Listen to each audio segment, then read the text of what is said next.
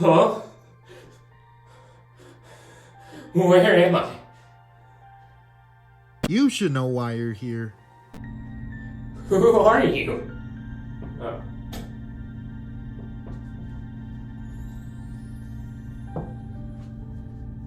Fake grass? Hey, listen here, alright? I couldn't find any other object to haunt, okay? But that doesn't matter. I trapped you here because I need you to play a game. Huh, I just need to play a game? Okay, what game is it? Kingdom Hearts. No, you can't be serious. I haven't even watched a Disney movie in my life. This is like torture. Oh, and if you don't, I'll be getting rid of your beloved Xenoblade 3. No. No! And that's how I got forced to play Kingdom Hearts. Just don't mention the part where he spent $15 to send the game to me. It's funnier to think of it that way. My favorite video game genre is the good old-fashioned RPG, yet somehow in my 19 years of living, I never played the Square Enix classic, Kingdom Hearts. And this is George's favorite series, so when he learned that I inherited a PS4, he decided to send this game on its way. But I'm not really a big fan of the Disney classic movies, and this game's older than me. So, does the game still hold up? And can someone who doesn't really like Disney movies still enjoy this game? Well, let's find out! And I hope for my sake, I do enjoy this game. So, if you're unaware, Kingdom Hearts is famous for having one of the most confusing and most convoluted stories in all of gaming. Did you know that this character in the Kingdom Hearts 4 trailer is actually from an obscure, now shut down mobile game? No? Well, don't worry about how they're in IRL Tokyo either though, because that hasn't been explained. I knew about Kingdom Hearts' convoluted story going into the game, but didn't know about the specifics of why it was convoluting. Now I know why.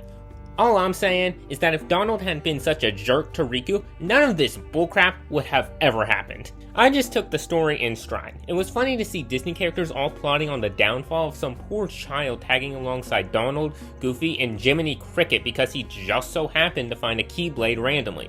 And somehow, someway, they always fail in the end, because they're too stupid. Kinda like this. Wow, I'm so glad we caught that dumb kid and his Keyblade. Yeah, man, I'm so glad we did that. He's right behind me, isn't he?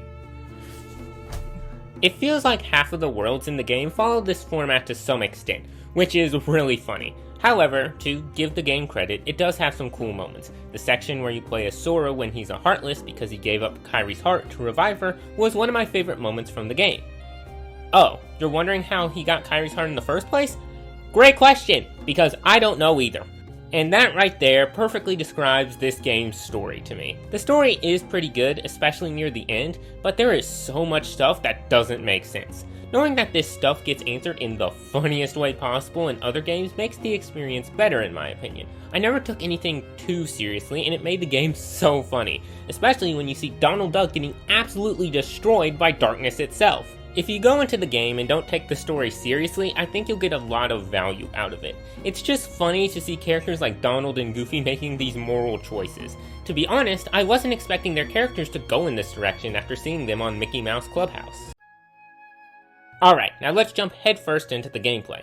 The way you progress through worlds is usually pretty straightforward. You go through the locations, fight some stuff, fight the boss of the world, and then you go on to the next world. Pretty simple, but satisfying gameplay loop. Off the beaten trail you can find treasure chests and the like which can hold helpful items for you. Or dogs! Anyway, sometimes you will not be able to reach a certain location, so you'll need to come back after you get more abilities, but these items are often really good if you can remember to come back. Speaking of abilities, you unlock those as you level up throughout the game. Depending on what you chose as your strength at the start, you will unlock these in a different order. However, each one is obtainable for each class. Standard stuff like a block and a dodge roll are unlocked, alongside additional attack abilities. Once you get into the late game though, you have to start choosing what is the most valuable stuff to have with your limited ability points. You get more as you level up, and you can get extra from equipment, but if you're just going for the final boss beat, you won't have enough for all of the abilities you unlock. It's honestly a pretty fun aspect of the game to choose which abilities will be useful for certain sections of the game. You have a couple that will always be there, but there are some interchangeable ones based on what you need for a fight. The exploration is alright, it's nothing special. As said earlier, sometimes you'll need to come back to get new stuff once you get additional abilities, but nothing offensive. Except Atlantica. That's offensive. I can't even swim! I can't swim! Other than Atlantica, there's not really anything special about the exploration. You find stuff like this game's gimmick of Trinity points throughout the world that can get you special stuff. You can return the Dalmatian dogs, which net you neat rewards, but nothing that is required to beat the game. Does make it easier though, which is a good reward for those who do want to explore a bit. Alright, now on to hitting people over the head with a key. How is the combat? Well, it's actually really fun. It starts out a bit slow, as most RPGs do, but as you start to learn more abilities, it gets a lot more fun. You also begin to learn magic spells, stuff like fire and ice abilities, but you also get more defensive spells like heal and arrow.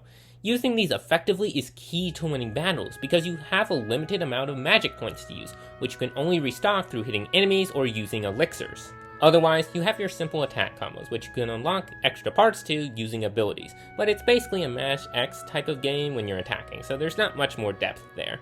Now, I do have a slight qualm about this menu. Having to use the face buttons to navigate this is really annoying. There are quick maps to use 3 magic spells, but these do not exist for your items or your summons, so you have to go through this menu quickly if you want to heal or you need to summon to save your life. Unfortunately, this caused me 1 or 2 deaths in the game, because I was fumbling around in the menu instead of looking at Sora, which was really annoying.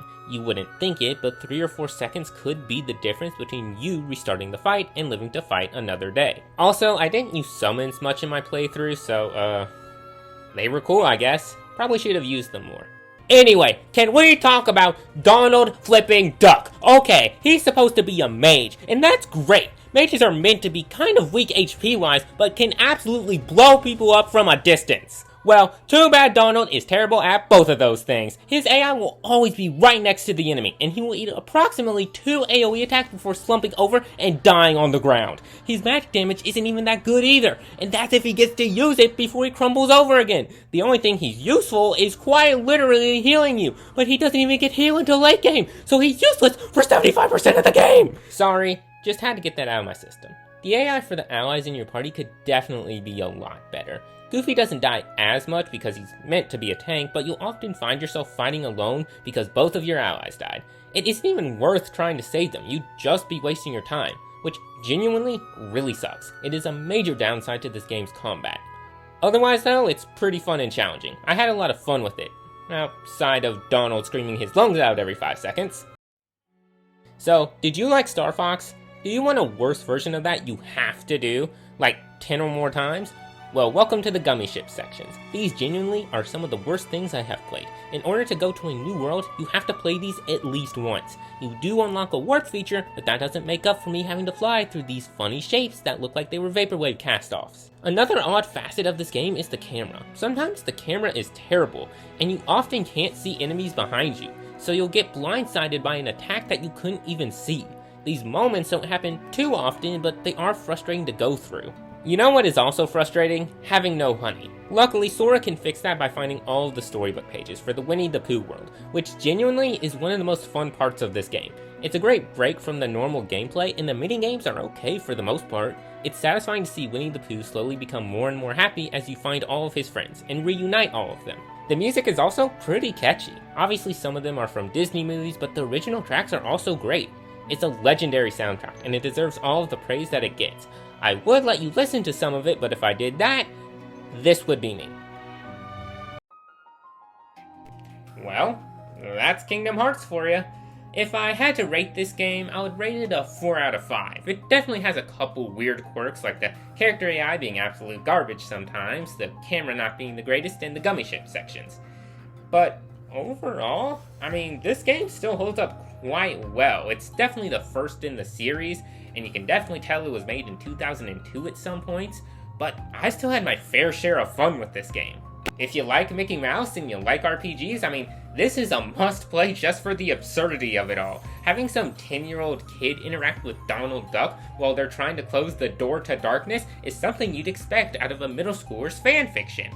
But no, this is an officially licensed Disney game. I had a lot of fun with this game, but now it's time to go retrieve my Xenoblade 3 copy.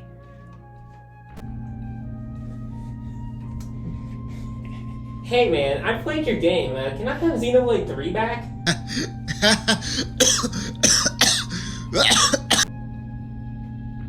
What does that mean? My dear friend, you fell right into my trap. I never specified which Kingdom Hearts game you had to play. Now you must play all of them to figure out which one I meant. No!